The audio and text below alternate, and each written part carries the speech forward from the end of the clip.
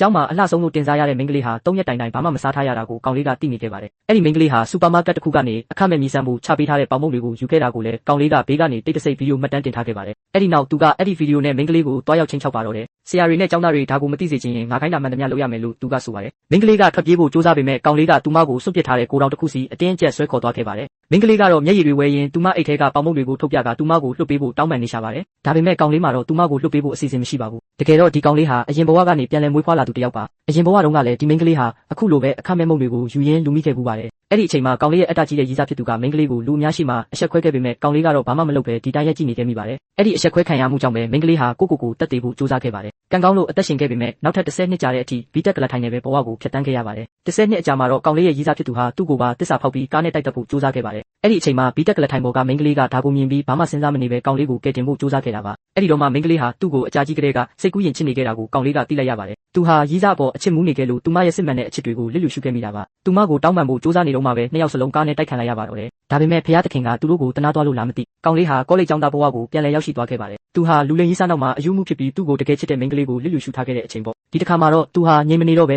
ရက်ဆက်တဲ့ရည်စားဟောင်းကိုပြန်လည်ပညာပေးဖို့နဲ့သူ့ကိုတကယ်ချစ်တဲ့မိန်းကလေးရဲ့ဘဝကိုထပ်မံအဖြစ်စီးမခံရအောင်ကာကွယ်ပေးဖို့ဆုံးဖြတ်လိုက်ပါတော့တယ်။